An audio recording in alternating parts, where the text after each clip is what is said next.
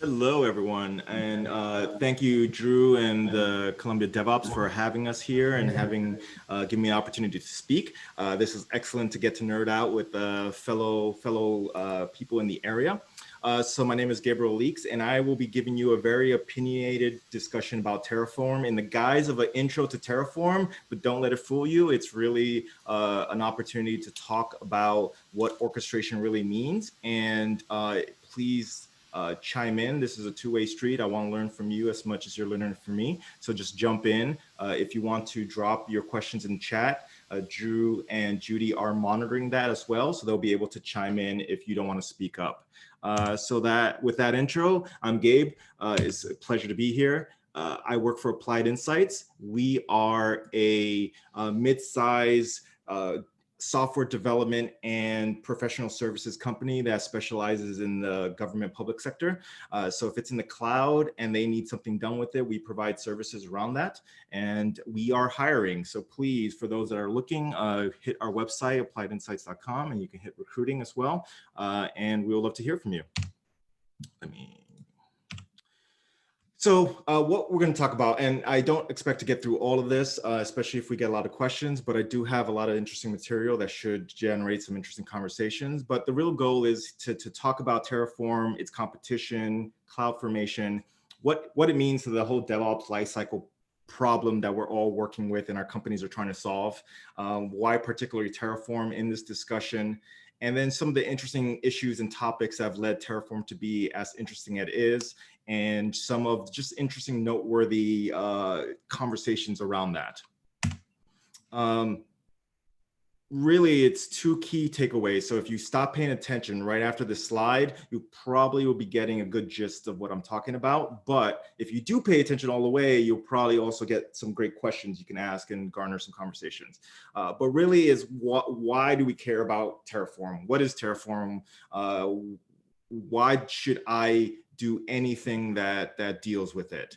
And to really get to that point, I'm sorry, the slides there. Terraform is really just an orchestration tool. It's made to make your life easier. If you're making coffee every morning, that's why a lot of coffees have automatic alarm clocks to kick them off. That's orchestration. Now just extrapolate it to the cloud, and now you have, hey, I need to build an entire data center. I need to build out an entire application suite, and I don't want to do it by hand all the time. What's a better way of doing it?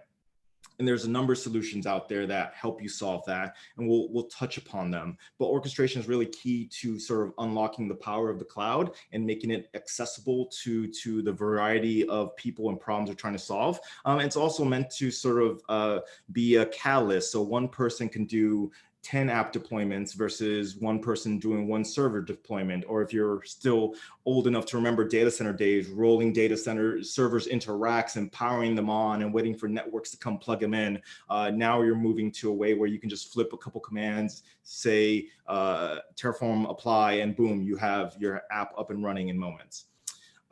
It's really also trying to solve problems in the cloud native orchestration tools. So CloudFormation is the one I'm the most familiar with, but there are others with other cloud providers like Azure and Google.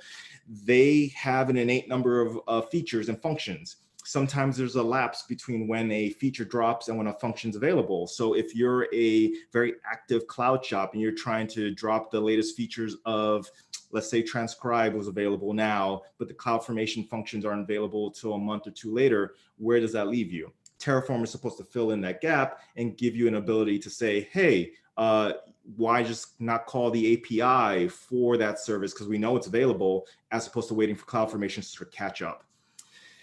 And then ultimately to understand that AWS and the other cloud vendors are actually trying to compete with Terraform now because they see there's a gap in that market. They see there's a need for the ability to bring services and automation at a parity day one. And so what does that do, and how does that solve life's problems?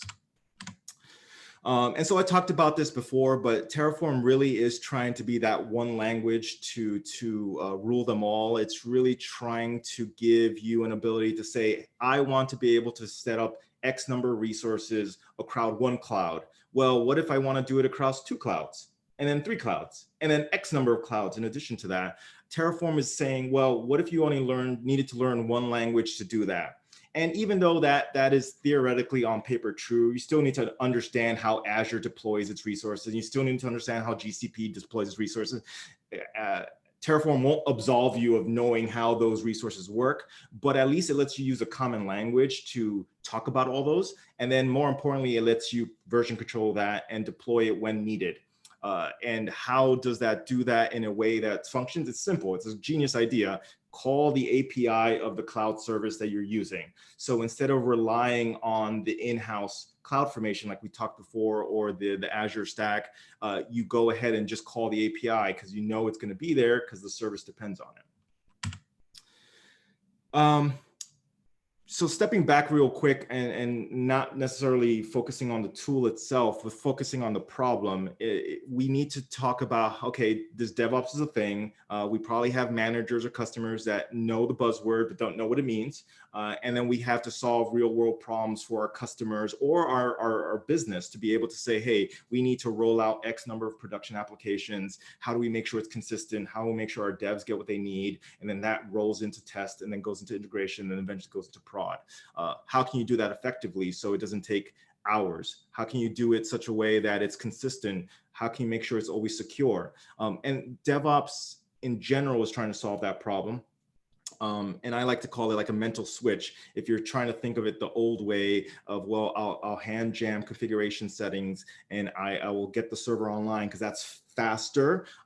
My rule now with DevOps, if you're gonna ever try to do it twice, you should automate it. And so using something like Terraform or some other kind of tool, like we know we have some salt stack lovers in the audience, using automation tools as part of your mindset to deploy and build things as opposed to a second thought, because it is much harder to build something and then come back and then orchestrate it afterwards, because you're going to forget things like, oops, it was supposed to be SSL enabled in this config file. I don't remember taking notes on that. And then it doesn't get deployed and then you find it after the fact.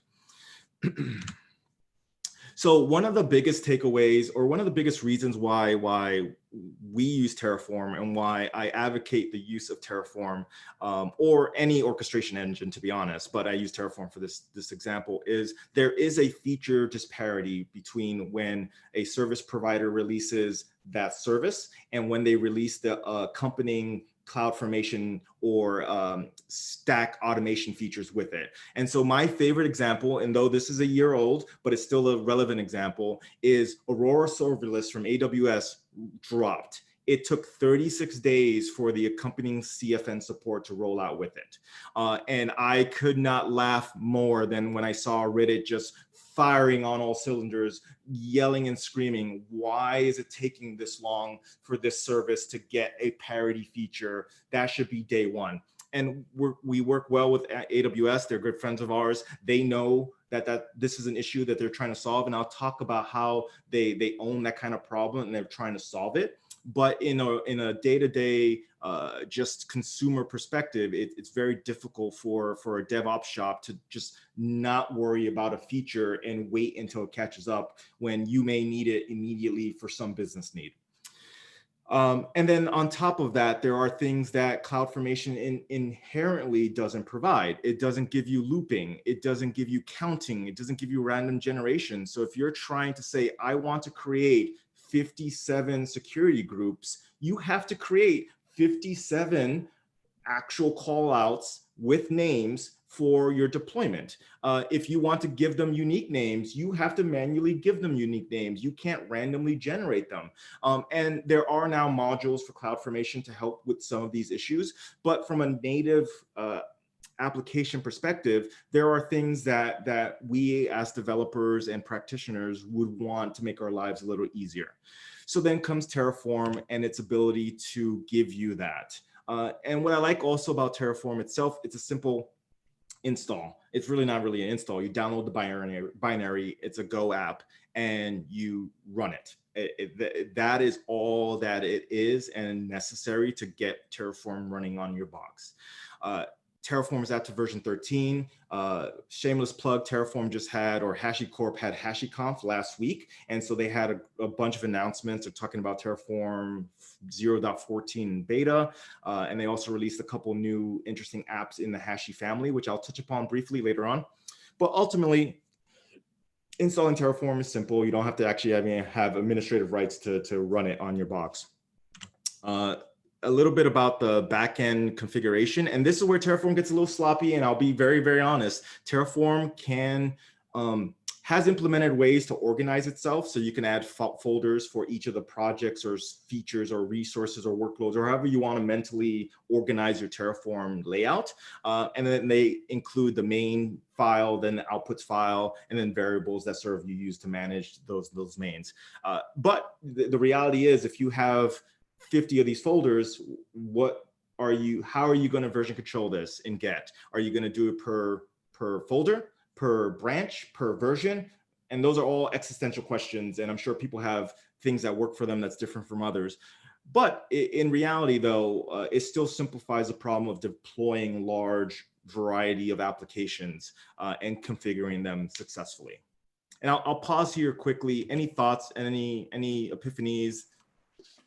Yeah, actually, I have a question if you don't mind. Go right ahead. Yeah, so I mean, I've done quite a bit of cloud management stuff. Yep. Pretty much everything that's related to that. I'll be honest with you, I haven't really used Terraform a whole lot, just simply because there's so many different platforms out there. I feel like people kind of pick what they like and just kind of stick with it. Yep.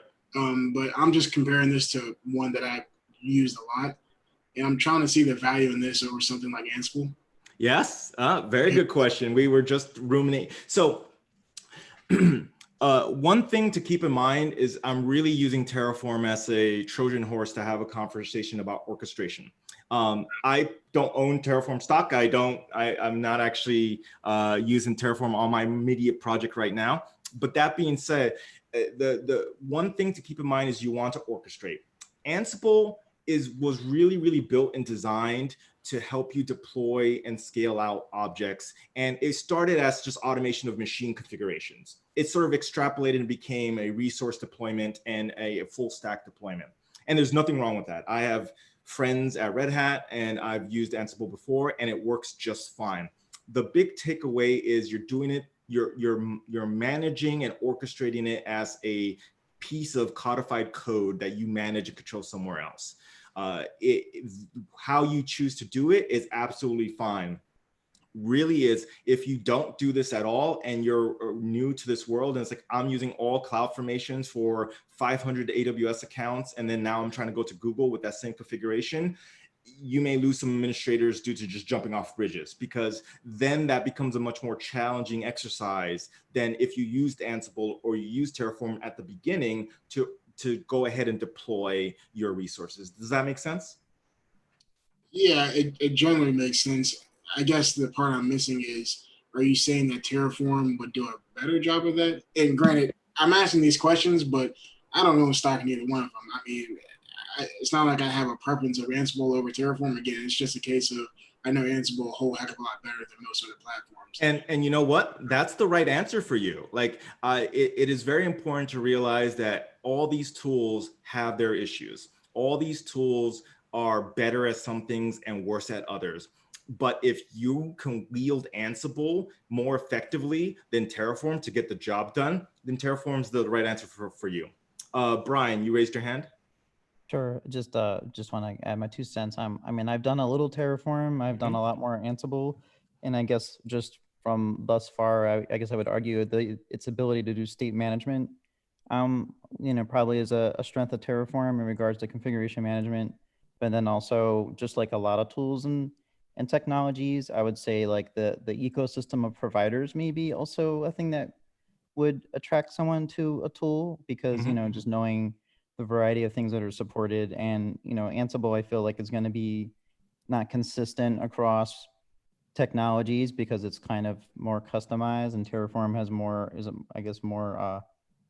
strict configuration management. At least that's how I look at it. Yeah, and great point, Brian. It's important to circle back, and they're like state management's cool. Like you can do like automatic drift detection with Terraform, which before AWS had drift detection built into their cloud formation, there was really no way to know that someone changed something somewhere. So you had to either use other tricks or other services to get that done. But a big takeaway from today's talk is to understand that as long as you're thinking about orchestration and managing orchestration in some definable way, you're on a better path than some that are not. It's not a right or wrong. We were talking, there's probably people who are running things with Chef. In my opinion, Chef has a very short shelf life right now. But if people can still wield it successfully, you are still ahead of the game from a DevOps, DevSecOps perspective. And then, so here's an example of a Terraform config file. And again, it's a very notional JSON, JavaScript ISC kind of language. It's very easy to read by design, and it's designed to use variables to help you sort of manage your configurations so you can extrapolate and abstract a lot of the configuration. Again, this is just a show for people who haven't seen it before. It's not earth-shattering, but it's useful to be aware of. I think the more interesting things that Terraform provided to us as we used it to deploy, it gave you a bunch of intrinsic functions. It was acting more like a programming language. And I'll get to that in a little bit when I talk about cloud development kits and some of the other competitors. But the ability to create random numbers, for me, it was super valuable because I don't want to give everything I need to give everything a unique name, but I don't want to create that unique name hard-coded, because then if I try to rerun that stack on the same location, I'm going to have conflicts and duplicates. So just the ability to use some encryption-based features, ability to do some basic string encoding or cutting off strings to make edits, just was super useful for just configuring, deploying. Could you do this and sort of sneaker this through the native apps? CloudFormation makes it a little harder unless you use modules, or if you use something like Ansible that had their own functions you can use. So just things to consider. How easy is it, and I love this test, how easy is it to create 500 security groups in your organization? And can you do it in one loop? Do you have to do it in 500 iterations manually? And then that's usually my litmus test to like, okay, this is going to be a pain in the ass to manage and use. But that is not to say that CloudFormation, AWS, and some of the others are slacking. AWS, I would say maybe 7 to 8 months ago, deployed CDK, their cloud development kit. And this is very novel. It says, you don't need to know anything about CloudFormation. You don't need to know its language. You don't need to know its functions. You don't need to know parameters whatsoever. You know your language. So if it's Java, JavaScript, you pick your poison. You load in the library, and then you can call out the resources you want. So for my previous example, if I wanted to create 500 security groups, now you just have your built-in loop that you can build and execute, and then done, you have it. Underneath the hood, CDK actually will compile a CFN for you and then call it into the service that you wanted to create. The only gotcha is it depends on CloudFormation underneath the hood. So back to my earlier point, if there is a module or a call that you're looking for a new service that wasn't available at the time, you are now dependent on CloudFormation to update that function before you can actually use it in CDK. So AWS is absolutely moving in the right direction. Why have you learn another language when you probably know a good language right now? Just use that to deploy. So it's handy from that regard. Well, we've talked about variables interpolation. Talking to Brian's point, statefulness. Statefulness is actually kind of a big deal and something novel to at least Terraform in my uses, because I've seen some interesting use cases of it. So whenever you launch Terraform and it does something, it drops a state file where it catalogs the current state of your environment at the time of its actions. And it updates that in real time whenever it's doing anything, and it references it in real time when it's doing something. So what I've seen interesting companies do is they'll do a shared state file that's shared across their either VPC or organization, and they use that to track the state of key resources. So if you have a production app and you see a security group change, or you see a VPC ID change all suddenly, you can actually automate triggers and alerts to fire off and say, hey, something's changed there. Also, you can use state as another input to another Terraform file. So you could do interesting things where one Terraform kicks off, generates a state that it passes on to another Terraform that fires off something else. So if you had a really large deployment, and I'm talking about tens, 20 VPC, AWS accounts that all need to sort of trigger and cascade off each other, you can do interesting things where it references state files from other ones to sort of build out. Novel, interesting, but of course, use case may vary depending on your use. But statefulness is a very neat feature that it provides out of the box. I talked about this drift detection. I actually ended up using this as a security mitigation to one of my customers where like, we want to make sure security, something hasn't changed from the last time you've done something. And at the time, the region that we're deployed in doesn't have CloudFormation drift detection. So what we ended up doing is using Terraform and just had it running detect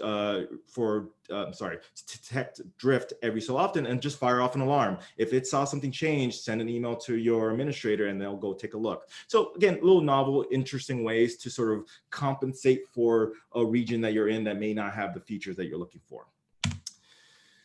Now the other novel idea, and you've probably run into this in your customers you're supporting, is now it's no longer, it used to be move off-prem to the cloud. Now it's move off-prem to the cloud, to multi-cloud, and then go back to on-prem because you're always going to have a hybrid model. So then now you're tasked with being able to monitor, manage, deploy resources across multiple accounts, across multiple environments. And that's where I think the use case for Terraform and other orchestration tools becomes much more apparent, because now it's not just one environment that you have to manage and deal with. You now have to extrapolate that across multiple environments. And how do you do that consistently and effectively? Hey, Gabriel. Yes. To that point, with like this whole collection of ecosystems, we getting something in the chat asking, where does Boto 3 fit in this whole scenario? What's your opinion on that? So I know Boto 3 is heavily used by AWS as part of its CDK or SDK, and it's what they typically use for calling all the AWS services for their command line. You can use Boto 3 as a orchestration engine manually and sort of get away with using Python or your language of choice and the equivalent of Boto 3 to do those deployments. But now you have interesting gotchas that other orchestrators have sort of solved. How do you manage state? How do you catch deletion events? How do you keep from hitting the throttling levels of an application or a cloud environment? We know all these cloud providers will throttle you after X number of calls at certain intervals. Well, if you are natively just running code and you're not aware of that, you have to go into Boto and actually manage some of those throttling manually. All doable. And again, back to our earlier discussion, if you can wield the cloud well, in using Boto, that's great. Now, how well does it extrapolate to some of the other clouds? That I don't have a clear answer to. I don't know if Azure supports the Boto 3 language or Boto 3 libraries to talk to it, for example. Yeah, it's a good way of thinking about it. Like me personally, it's the Vishal says, thank you. It's that makes sense to me. Like a lot of the other orchestration tools we're enjoying today are written in things like Boto. So if you just want to be like power user or just really hate yourself, you're free to do that. But like, yes. Like if you really need like production grade capabilities, better to kind of stand on top of someone else's work than reinvent your own. Yep. And again, there may be use cases that I'm not aware of that makes perfect sense, but you do take some of the additional ownership on solving some of the already solved problems that orchestration tools have sort of managed for you. Yeah, that re-throttling is a big one. Yep, it is a pain in the ass. Another neat feature for Terraform is workspaces. You can sort of in your head mentally say, well, I want to work to dev today, and then I want to work on test now. And it just organizes yourself better. It keeps you from accidentally deploying to production when you don't intend to deploy to production. So things like that just are nicety, quality of life features. Again, not necessary. You don't really ever really need to use it, but I like it when I'm working on multiple environments, so I know where I'm at and I know how to work it.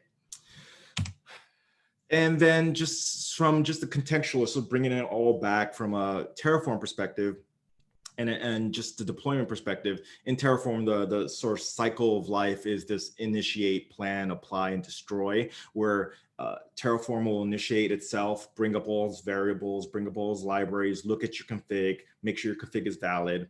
It will then plan, it will execute your config in a non-destructive way to compare your environment to what the plan says. And then if everything is kosher and it's good to go, it will attempt to apply it. If it doesn't successfully make it, it will roll back, or it will successfully finish. And then you have, of course, destroy. Like you're like, oh shit, the boss is coming, destroy, boom, bring down your entire environment and off you go. Or the FBI is breaking down your door. So it brings some niceties and features to your work life that may be useful when you're trying to deploy or manage things. You can also consider Terraform and other orchestration tools super useful for your personal life or your personal development efforts, where you want to bring up cloud resources to do development, but then you're done for the day and you don't want to incur any spend on those cloud environments. You do a simple destroy and off you go. I think my eyes lit up when I had one particular customer and they're like, I need to spin up a very complex enclave-like environment that had a very intricate network structure and VPN loadouts and multi-VPC peering managed to sort of control ins and egress and ingress. And they're able to stand it up real quick, and they were able to destroy it real quick. And so the customer was like, oh, that's cool. So then I only need to bring these up when I have a particular mission need that required them, but then I drop them down when I don't need them. Yes, Brian. You may be muted. Yes, I am.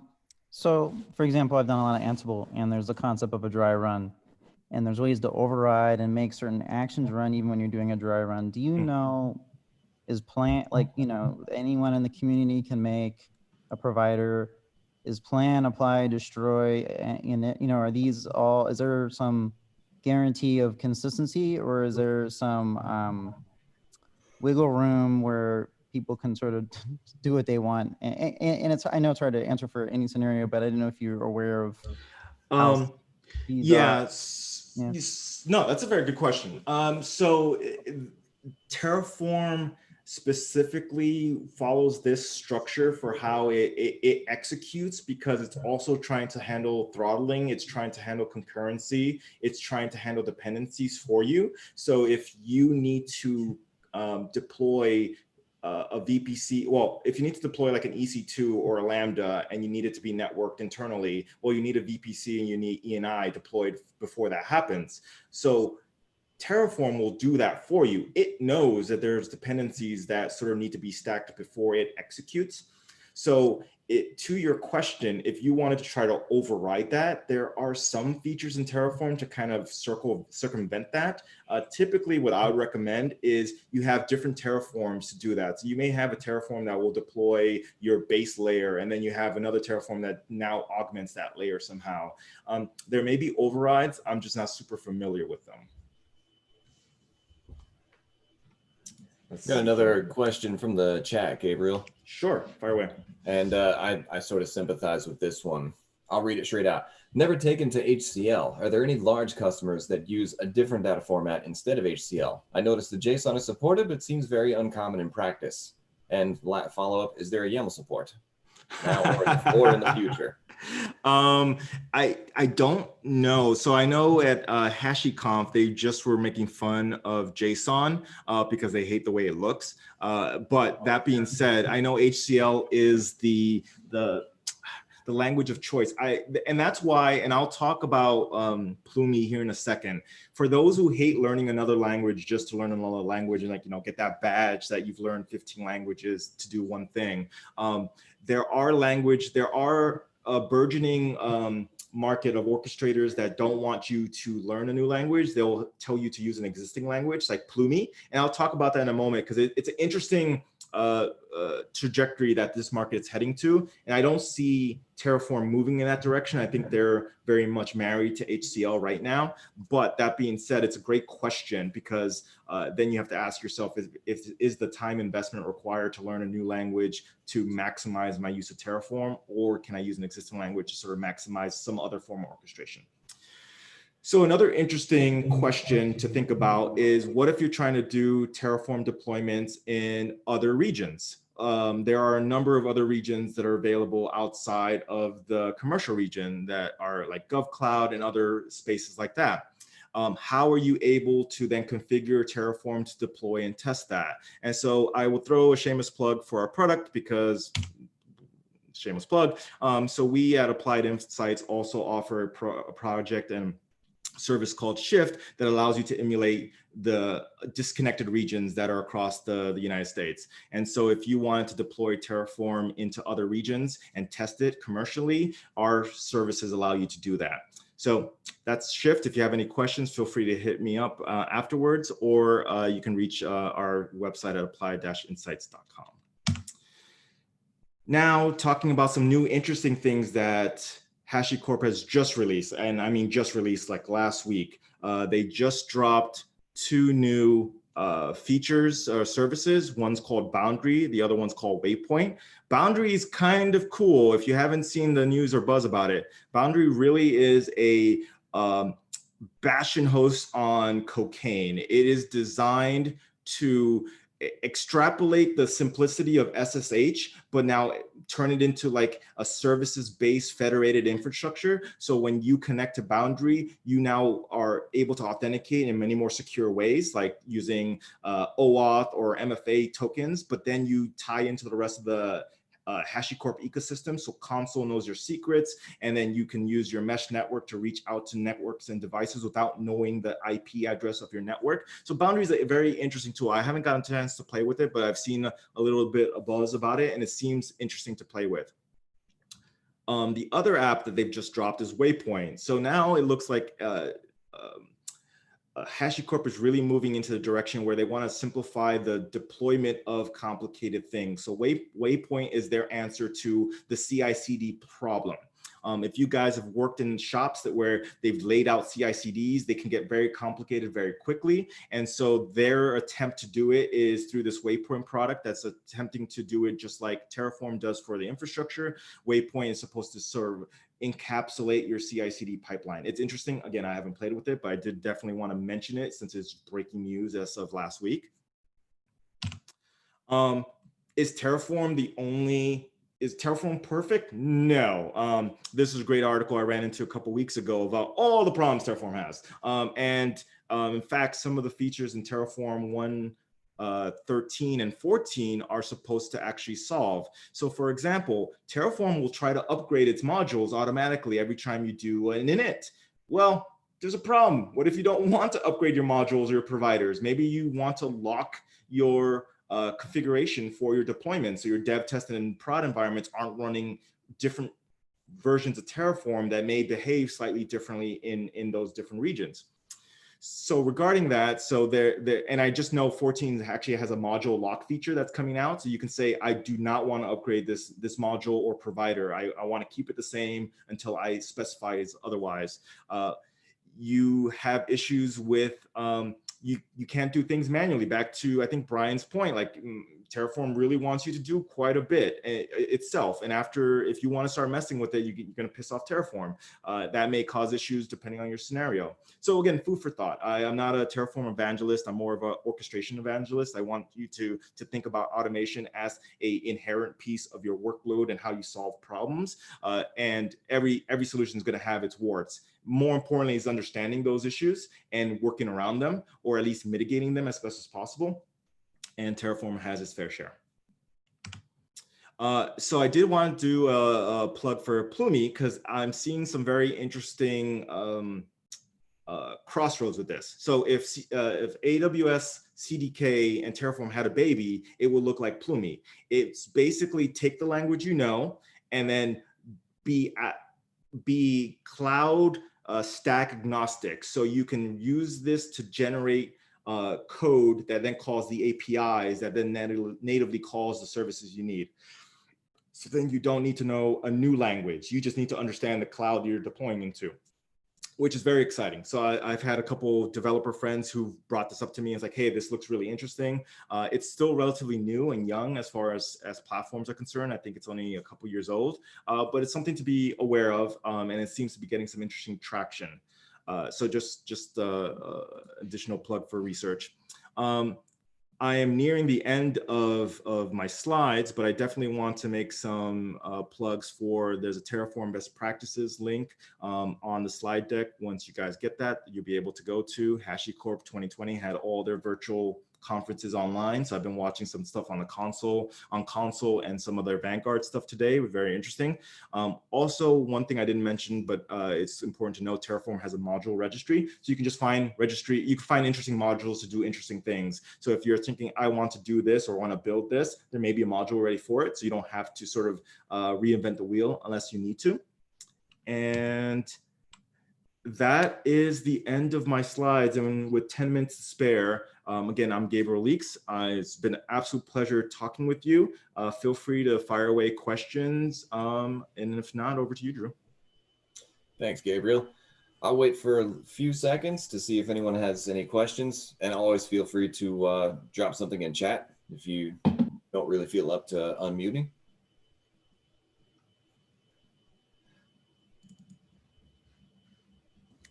Yeah, Gabriel, this is Vishal here. I would have, if consider a scenario where company just started to going into the cloud, we are trying to move into the cloud. What is the best way? Because we have seen multiple challenges. We are looking into Ansible. We are looking into a little bit Terraform, CDK, and AWS is trying to push their SaaS factory basically. Yes. So, well, very good question. Very, very good question. If you're starting your cloud journey, and we at Applied Insights help a lot of our customers with where do you start? But if you're starting your cloud journey, the biggest recommendation I have for you is pick something you're comfortable with. So for example, a lot of times if it's a brand new team that doesn't know Terraform and it's very foreign to them, I may start you off with CloudFormation and say, okay, let's get you started understanding automation, get your culture to understand Agile and understand how infrastructure as code starts. But then maybe in 6 or 7 months, you're switching over to another framework. Maybe you go SaltStack, maybe you go Ansible, maybe you go Terraform. But what I want you to think about is none of the choices you make are immutable. You can actually pivot organically over time.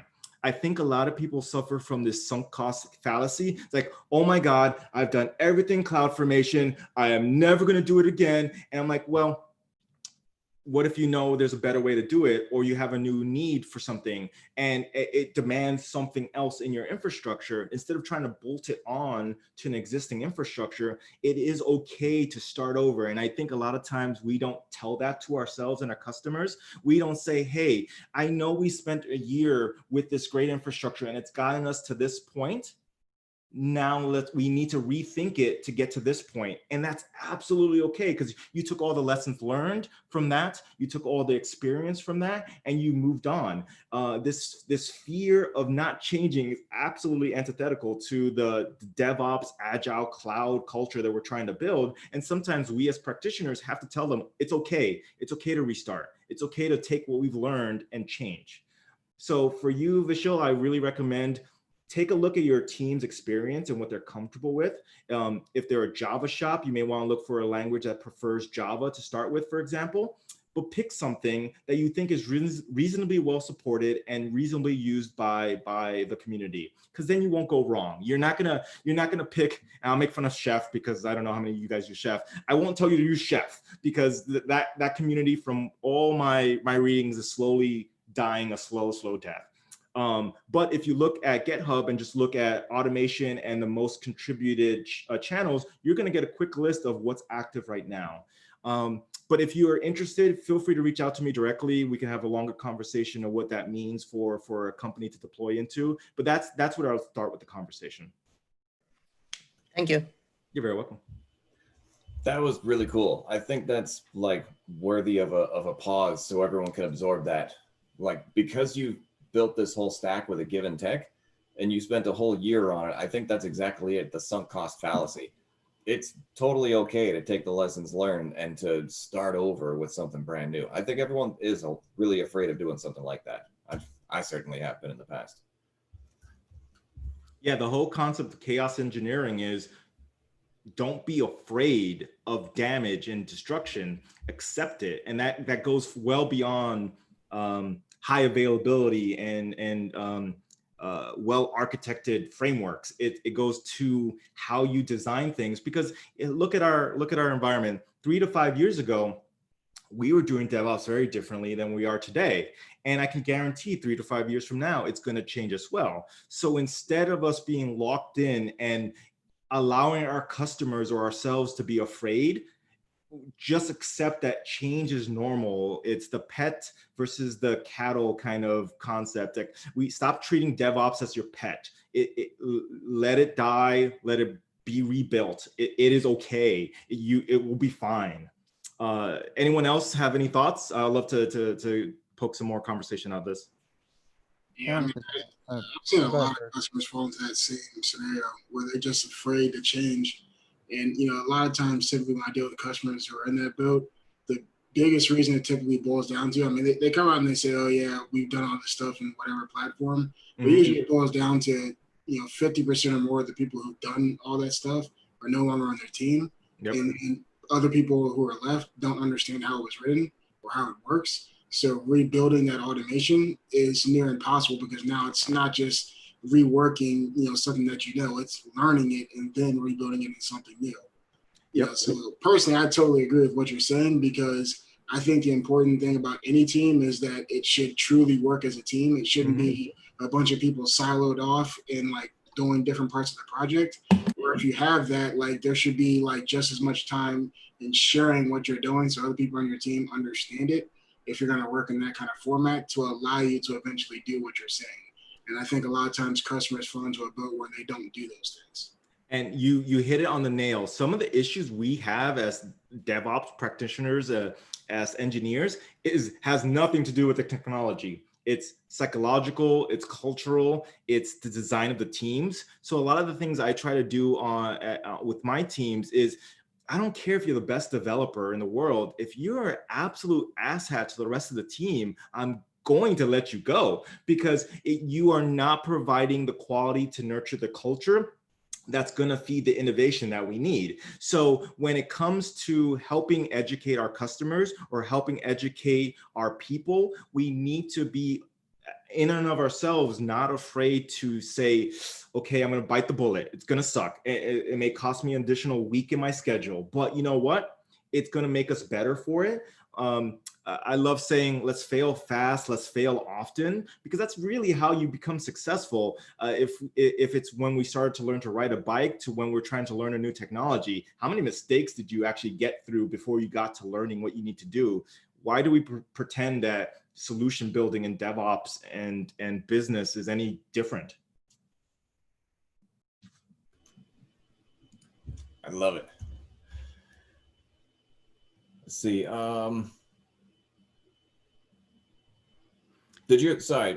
Gabriel, did your slide deck have pointers on where people can go to learn more about Terraform? Yes, there's a bunch of resources links at the bottom. Okay, good. We had someone asking about that. We'll be sure that we send out those, that we can get those slides available to people. You're okay sharing that slide deck with people? Yeah, that's fine. Cool. I've got some thoughts. Go for it. So like the reason that we're doing all of this, the reason that all of us show up to work every day, that we sit in front of screens, that we do what we do, is to build out this infrastructure in cloud environments, on-prem, whatever. Ultimately, it's to get an application in front of users. At least that's my understanding. So with things moving into containers and with Kubernetes turning into like the thing right now, what's your feel on infra automation in light of, like, the point of Kubernetes is it's supposed to, quote, take care of the IT complexities, like setting up load balancers, like scaling out multiple instances of your application, like I'm not saying it's taking away things that Mhm. CM tools are historically known for, Mhm. but it is sort of, there's a sort of a not a split, but a shift a little bit, a shift of a burden from Yep. one direction to the other. What do you have any thoughts on kind of the future of this whole ecosystem? That's very great question, by the way, because I feel there's, depending on when you started learning cloud, you're either a serverless fanboy or you're a container fangirl. Like it really depends when you hit that learning point. So I started learning with lambdas and functions as a service. So my mindset, it's there. But to your question, you are seeing orchestrators also connecting into Kubernetes stacks to do that management for you. Now, granted, in my mind, I actually view a Kubernetes stack as another cloud provider, which has its own infrastructure and it does its own management behind the scenes, because it helps me think about it more in a simpler way. And then I still use my orchestration engine to make sure it's running successfully and I could build it and destroy it whenever I want. Yeah, kind of treat it like the platform that it claims to be. It's just Exactly. another platform for running workloads. Exactly. That's a good way of thinking of it. Any other thoughts, questions? Quick one from chat. How valuable would you say a Terraform certification is? I didn't know there was such a thing. Yeah, no, they literally just dropped like last week. Last week, Oh. you can now get Terraform certified. Before then, you're unable to do so. So I can spend another hour talking about certifications. I actually think certifications are useful from a standpoint that there's a bunch of core knowledge that you as a person need to understand to be successful at your job, and that you need to sort of buttress that with actual practical execution. If you do one versus the other or without the other, there will just be gaps that are things you will mistakenly get through, but you will learn. So I think Terraform is useful if you prescribe to, hey, I need to learn some kind of orchestration engine, because it's going to give you the mindset of how to think and deploy things in an effective way. So I'll say it's effective in that regard. As far as the market's concerned, it's so brand new. There's a lot of people who use Terraform, and hence why the certification is now getting created, because now they're trying to standardize it. So it can eventually be useful. But I think the knowledge and then the practical utilization of that is the most valuable part of it. If the certification is what you use to get there, then more power to you. Cool, thanks. Give it another short bit. If there's any other questions, comments, even opinions. Opinions are good too. Yeah, opinions are fine. I want to say something about so my recent use of Terraform was actually not related to cloud at all. It was I'm doing supporting a customer with monitoring using a product called Datadog. Oh, nice. They had a thing on there saying they have a Terraform provider, and someone went through the GUI and set up all these monitoring, but I want to have it, in Git and make it easier to manage. And so I've been going through importing, I would go to select monitors and import them and then tweak the whatever the HCL and because I don't really know the settings. I'm not familiar enough with Datadog or the documentation, but I'm kind of trying to get it to represent what's there today, so then I can migrate to a more, I guess, structured approach to managing this. And this Datadog interface at least is pretty good and works well, and I'm very happy with that. But it's not your typical what you think of when you think of at least generally when people talk about Terraform and talk about which cloud do you want to use, and it's like, well, there's providers for G Suite and for other that's things. a very good point. And, that is a very good book, Brian. I didn't even think about that. You can extrapolate Terraform to manage applications at their configuration level, which further makes your life easier, because either Brian or some other poor soul is going to have to reconfigure that Datadog console eventually, and they're not going to remember how to do it. So biting the bullet, taking a look, oh, there's a provider for it. We're a Terraform shop. Okay, well, let me take a look at this. Oh shit, I can actually do that. Genius, Brian, genius. That's absolutely great. Well, it's 8, so I want to be respectful of all your time. Thank you so very much. This is actually fantastic, Drew. I've had a blast. I hope you guys have enjoyed yourselves and learned something. I certainly have. So again, thank you, and over to you, Drew.